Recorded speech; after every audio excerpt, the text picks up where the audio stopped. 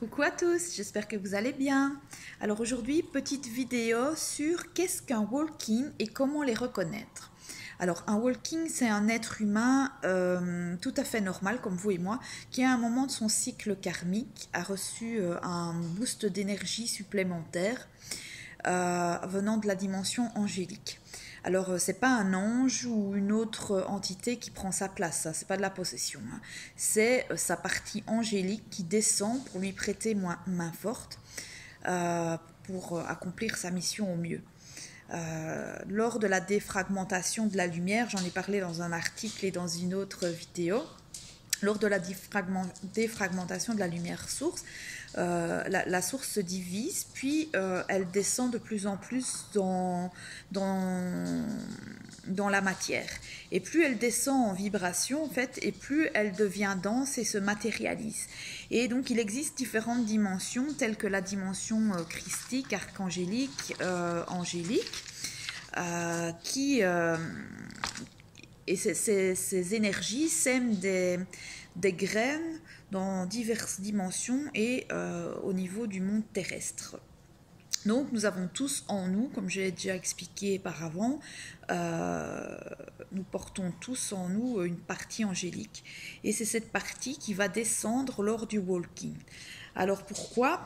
Pour justement aider ceux qui ont des vibrations maîtres à reprendre le dessus après un choc émotionnel, un accident, parce qu'ils n'ont pas réussi à se détacher de leur ego pour pouvoir avancer sur leur mission.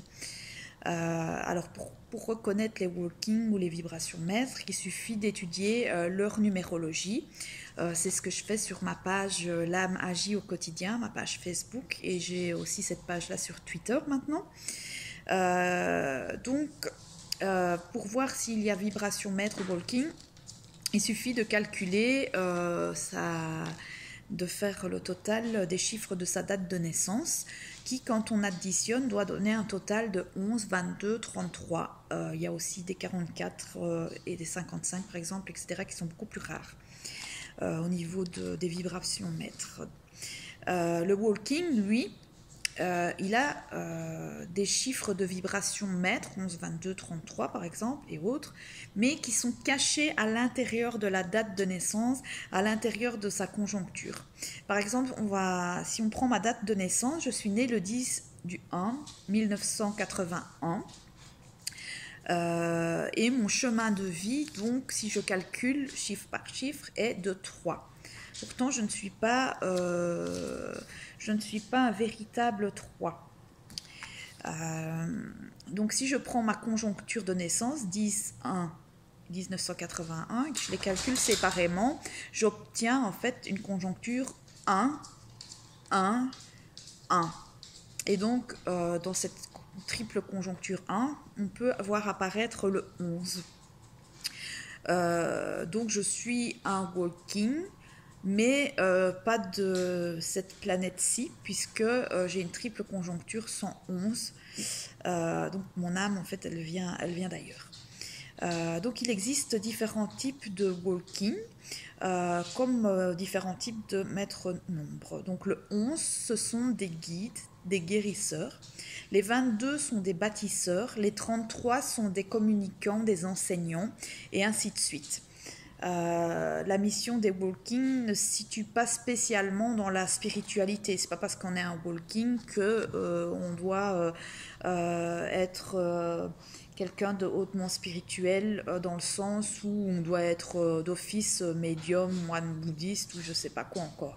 En fait, la mission du walking et de tout en chacun d'ailleurs, c'est vraiment d'être aligné dans sa vie, dans ses énergies pour élever les gens, élever les vibrations de la terre, en fait, dans l'amour de soi et des autres.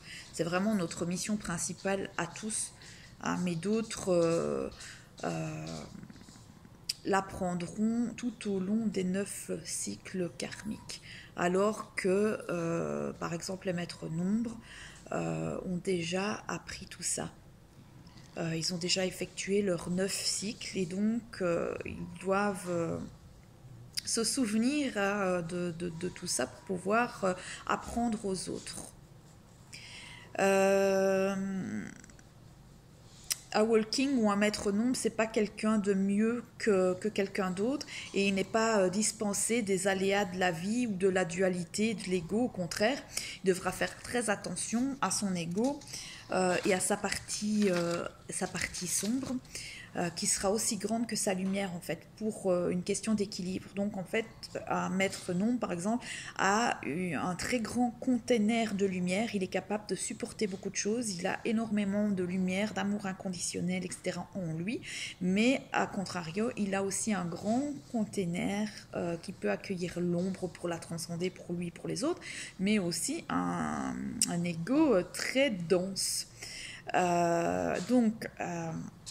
Il existe des maîtres nombres, des walking, des guides, des anges et des archanges qui sont aussi du côté obscur et alignés avec leur polarité négative en fait.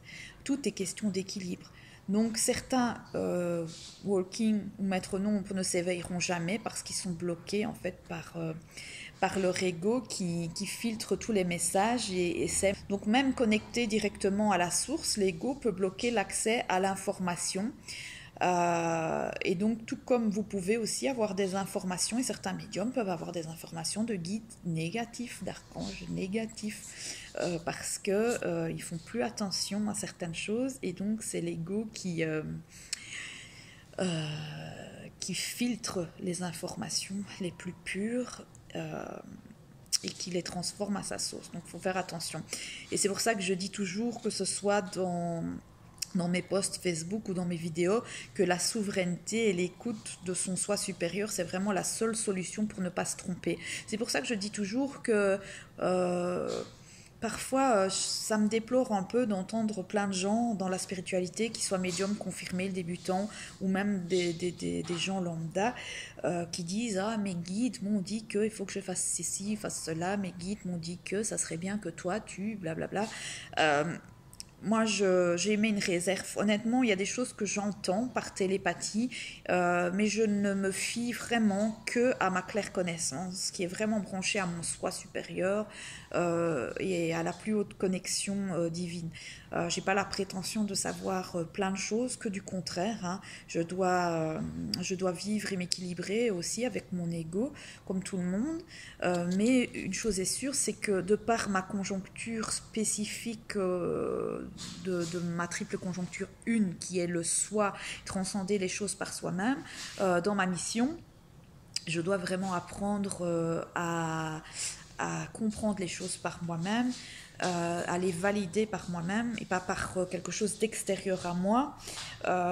Et quand j'entends extérieur à moi, c'est pas forcément quelqu'un un thérapeute ou quelque chose que j'ai lu dans les livres, mais ça peut aussi être au niveau des guides, des anges ou des archanges. Donc attention, soyez souverains et branchez-vous à votre moi supérieur, à votre intuition. La première intuition est la bonne. La première impression est souvent la bonne parce qu'elle n'a pas le temps d'être filtrée par votre mental, par votre ego. Donc c'est très très important. En walking, en plus de ses chiffres de naissance particuliers, il peut se reconnaître avec son vécu. En fait, quand on fait un peu l'anamnèse de sa vie, il a vécu des événements traumatisants ou un événement qui a vraiment été traumatique comme une maladie, une EMI, un accident, une grosse dépression, qui a fait que juste après ça, il se soit éveillé. Un walking peut vivre aussi un walking de façon positive. Donc ça veut dire que c'est pas forcément un événement négatif comme une maladie ou une dépression ou une EMI qui va surgir. Ça sera peut-être un moment de béatitude, vraiment une reconnexion d'un coup avec son soi supérieur, avec l'unicité de l'univers. Ça peut être une montée de Kundalini aussi, ou certaines choses qui passent un peu plus inaperçues, mais qui fait que l'éveil arrive subitement, juste après. Et donc, dès que l'éveil commence, le walking, il peut s'accomplir. Mais c'est très difficile pour lui en fait, parce qu'un walking se sent changé, se sent seul d'un coup. Il vit des montagnes russes, il est tiraillé vraiment entre l'énergie de sa partie angélique et celle de son énergie qu'il a, de son cycle karmique en fait, dans laquelle il se trouve. C'est-à-dire que par exemple, si un walking, quand je calcule, il est en cycle 5, mais que lors du calcul, je vois qu'il est de vibration maître 11 par exemple, bah, il devra apprendre à équilibrer sa vibration maître 11 avec son énergie de son cycle 5. Et c'est difficile pour lui parce que ça crée vraiment un fossé. Et l'ego surtout qui en prend un coup parce qu'il ne comprend pas ce qui se passe. Donc il va vous la faire à l'envers. Donc c'est vraiment une des missions du walking, enfin une des compréhensions plutôt du walking, c'est vraiment d'équilibrer son 5 pour le faire monter en 9, en 11. Il faut savoir aussi qu'un walking, il doit nettoyer son karma de sa vie d'avant, mais en plus de ça, il doit aussi nettoyer celui de sa vie en cours ici. C'est un peu un walking, un peu, on peut le comparer à quelqu'un qui saute une classe, par exemple. Vous êtes au collège, au lycée, et puis, parce qu'en Belgique, on ne parle pas de collège ou lycée, donc c'est un peu difficile pour moi de faire la comparaison du point de vue de tous les Français qui me regardent. Mais admettons, vous êtes au lycée, et puis d'un coup, vous vous retrouvez à l'université en ayant sauté plusieurs années scolaires. Donc, vous avez des informations, un bagage universitaire qui doit rentrer dans un formatage de lycée. Donc, en général, il y a vraiment un gros décalage, un gros fossé. Il y a vraiment, il y a eu il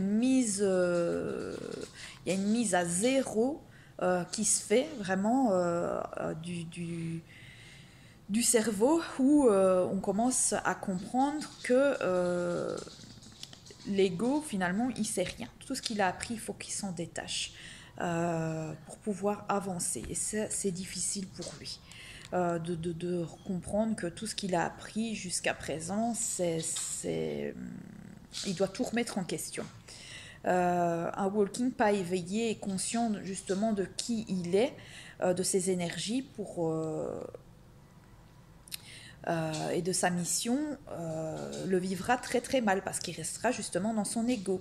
Donc en premier, il faut qu'il se réveille, et quand il s'éveille, qu'il s'informe sur tout ce qui est spirituel, sur l'univers, sur ses énergies.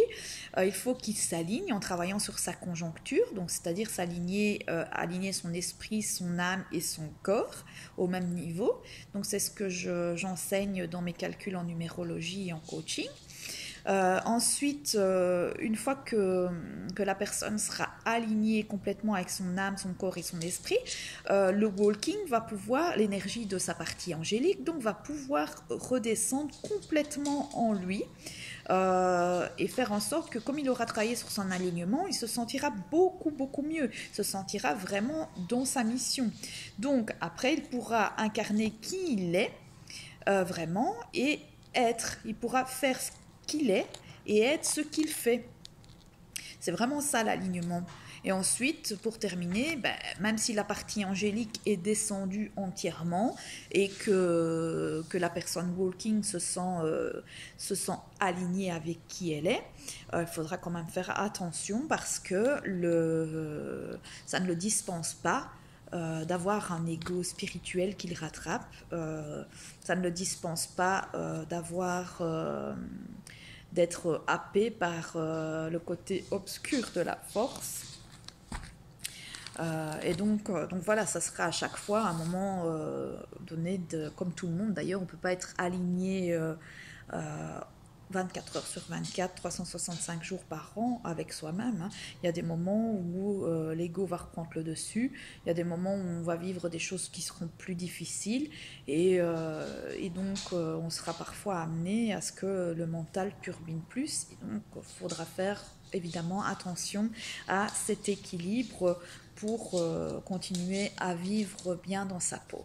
Parce que sinon, encore une fois, la personne walking va vivre vraiment des parties montagnes russes où il va se sentir super bien aligné avec lui, à recevoir plein de choses de là-haut, à se sentir fort, invincible, ou il se sentira une béatitude parce qu'il sera en reconnexion avec l'univers, avec la source d'où il provient, mais à contrario, il pourra à un moment donné redescendre, avoir vraiment le up and down, et là être vraiment dans les abysses les plus profondes de lui-même, reconnecté à l'ombre, à l'ego, etc.